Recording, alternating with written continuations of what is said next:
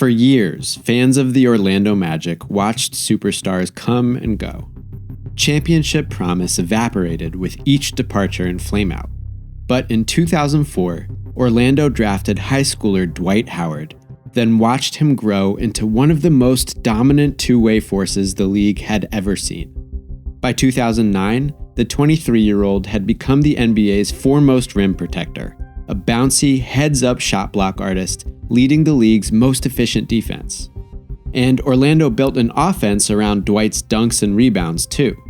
The supporting players GM Otis Smith assembled varied in age and talent, but had one thing in common. They could shoot. So Coach Stan Van Gundy said, "Shit, let's shoot." Near 7-footer Rashard Lewis attempted and made more threes than anyone league-wide. Hedo Turkoglu wasn't far behind and added a point-forward wrinkle to the 4-out attack.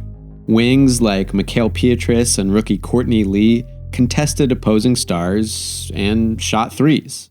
Point guard Jameer Nelson and his injury replacement, Rafer Alston, distributed the shots and hit plenty threes of their own.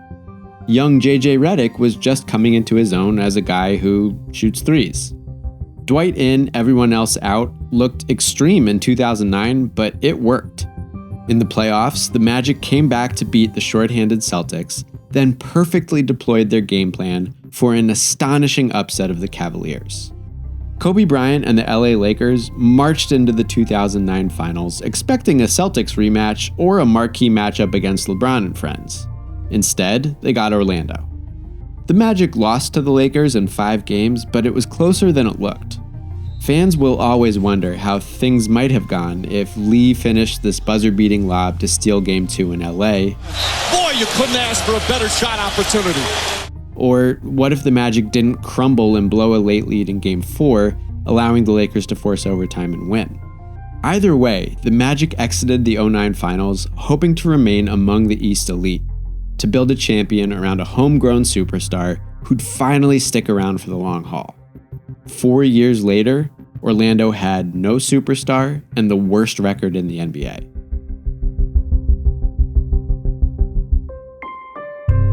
The Magic entered their post-finals 2009 offseason with a clear identity and a straightforward path to maintain it.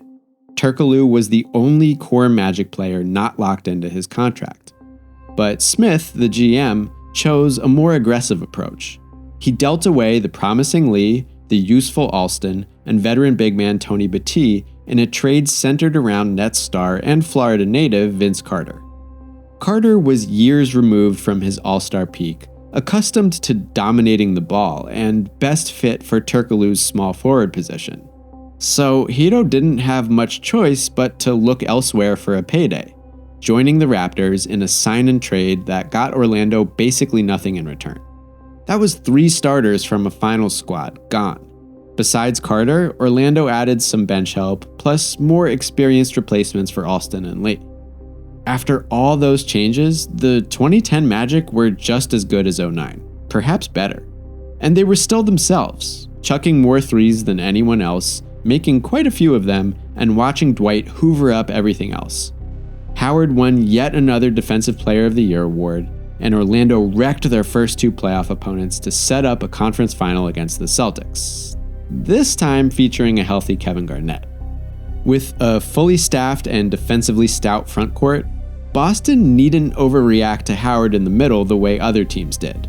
They trusted Garnett, Kendrick Perkins, or wily Rasheed Wallace to hold their own against Howard in single coverage. And without Dwight drawing much help, the perimeter-dwelling Magic had to pull tougher, contested shots.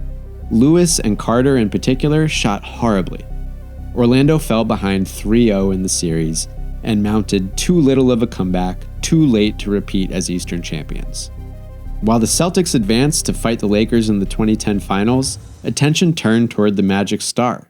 Howard had an on-court reputation for lacking the one-on-one creativity that could have foiled the LA and Boston defenses the last 2 postseasons. He still had an off-court reputation for lacking maturity or professionalism or whatever. Plenty of people espoused a literal interpretation of this 2009 Sports Illustrated cover.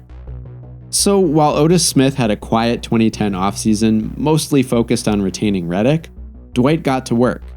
He spent time training with Hakeem Olajuwon. He spoke about being more serious, about being a leader during this championship window for the contending Magic. Whatever Dwight took away from that summer, it paid off. He played a more dynamic game and registered the highest scoring season of his career, scarcely sacrificing efficiency. Meanwhile, the organization heard Dwight's concerns about missing a championship window. Those kinds of public statements pricked up their ears a bit, knowing Howard's contract had an early termination option in the summer of 2012. Smith didn't want to lose him. And the Magic had just witnessed what could happen if you didn't do enough to satisfy the superstar you drafted. So when Orlando lost a bunch of games in early December of 2010, Smith immediately hit the phones to make moves.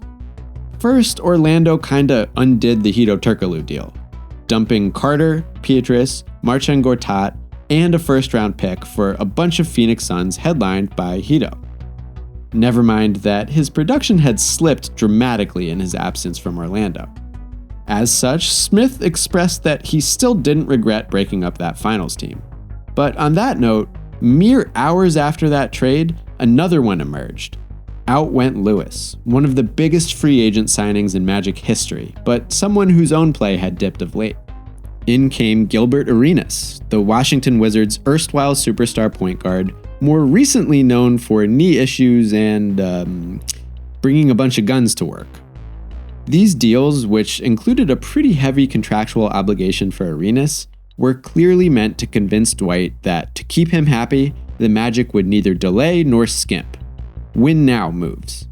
The thing is, despite Dwight's continued excellence, not just scoring progress, but a third straight defensive award, the Magic didn't win now. 52 wins is nothing to sneeze at, and you shouldn't sneeze at things, but it was a big departure from back-to-back years of 59 wins. So too was an early 2011 playoff defeat against the Hawks. Howard single-handedly dragged the series to a sixth game, but Redick and Jason Richardson both blew chances to send that one to overtime and maybe force a Game 7 at home. Orlando went down in the first round. Howard's series numbers look absurd against those of his teammates. While he dominated Atlanta, all of his sidekicks struggled, most notably the guys acquired back in December. The Magic went all in on 2011, yet took a significant step backward. So that's not good. That's the kind of thing that gets reporters asking again about Howard's option to terminate his contract the following summer. As the Magic postseason ended prematurely, Otis Smith insisted Dwight wanted to remain Orlando's franchise cornerstone and that he would under no circumstance trade the star. People insisted Dwight wouldn't make like LeBron, or Shaq for that matter, and flee. He wouldn't pull a Carmelo and use his looming free agency as leverage to demand a trade. Cool. Van Gundy, meanwhile, risked taking the blame for Orlando's disappointing finish. He didn't quite pass that blame to the front office, but a comment like this one about his own failure to establish a perimeter rotation could certainly read as criticism of the front office. Meanwhile, Dwight tried to soothe fans, at least early on. In May 2011, he hosted a barbecue in part to reassure the fans that he didn't plan to leave the team. In doing so, he invoked Shaq's name, reigniting some beef between them. All that said, Dwight's desire to forge a path in Orlando did include a reminder that he needed the right teammates. He wanted the team to get the city behind him. But Howard's manager was very clear that Dwight did not want to leave. The barbecue proved that. Howard could have put his money where his mouth was, but Orlando's offer of a contract extension sat unsigned. And in June, Dwight said it would remain that way. He wanted to stay in Orlando, but he wasn't going to extend his contract. He intended to become a 2012 free agent and wanted to see the Magic improve the rest of the roster. Smith was like, yeah, cool, totally. I expected this, no problem. It's a bit less reassuring than the barbecue, but okay. All this added some tension that carried through an offseason extended by a lockout. Tension stoked by stuff like this coming out of Dwight's mouth. By November, Smith sounded at least a little open to the idea of trading Howard. And soon enough, rumors emerged, like that of Dwight wanting a trade to the very bad Brooklyn Nets. And right after the lockout ended, the Magic gave Howard's agent permission to speak with other teams about committing long-term after a potential trade. But just days after that, Orlando stopped entertaining trade offers. They were going to keep Dwight. After all, they'd honored his request and improved the roster by using their amnesty clause on their biggest recent acquisition and trading for Glenn Big Baby Davis.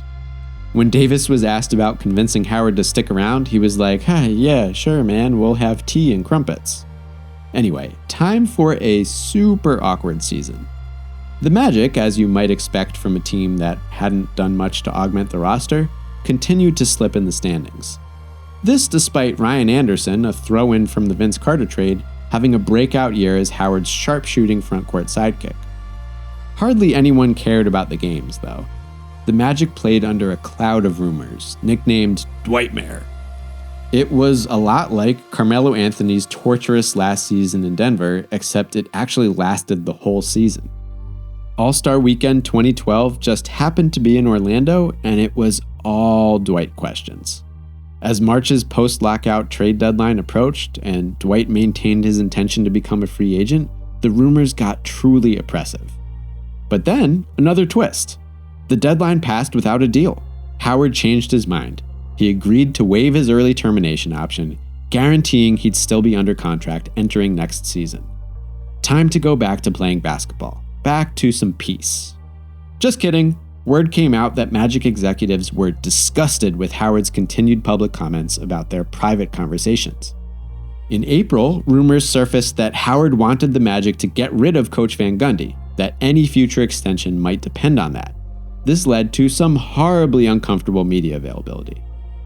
Van Gundy, asked about the rumors, delivered a remarkably bullshit-free response. And how do you know it's true? I was told it was true by people in our management. And then Dwight wandered into the frame, having no idea his boss had just confirmed the rumors about his backdoor dealing, wrapping his arm around the guy everyone knew he wanted gone. This is terrible. Dwight's reaction when reporters tell him what Van Gundy just said is embarrassing for everyone involved. I didn't hear anything. I'm just telling you. And I'm just telling you. Soon after, Howard's agent revealed the back injury that had been bothering Dwight for a while would require season-ending surgery. His teammates barely put up a fight in a first-round loss to the Pacers. As soon as that ended, the Magic did what everyone expected and what Dwight apparently wanted. Goodbye, Stan. And for good measure, out went Otis Smith, too. So, Dwight, happy now? No. He wants a trade. Orlando hired a new GM, Rob Hennigan, who met with Howard and, still wants a trade. A new head coach, Jacques Vaughn, didn't change that. And thus, it was done, just weeks into Hennigan's Magic tenure.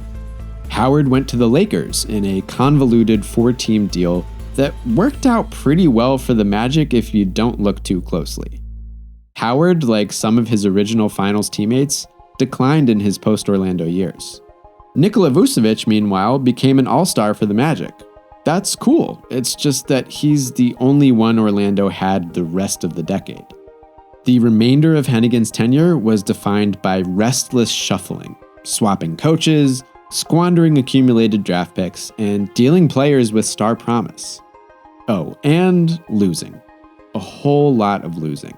Orlando instantly became the league's worst team in 2013, and soon jettisoned all relics of their recent excellence.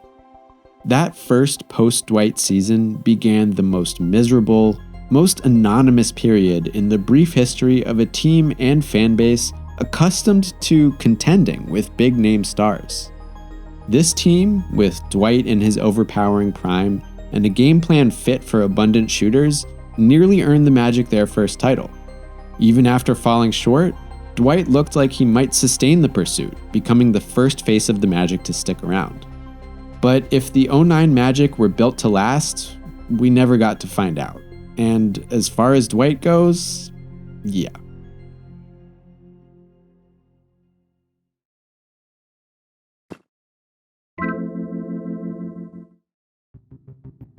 Thank you so much for watching. If you want to learn more about Dwight's feud with Shaq, then watch this episode of Beef History, or check out more episodes of Collapse right over here.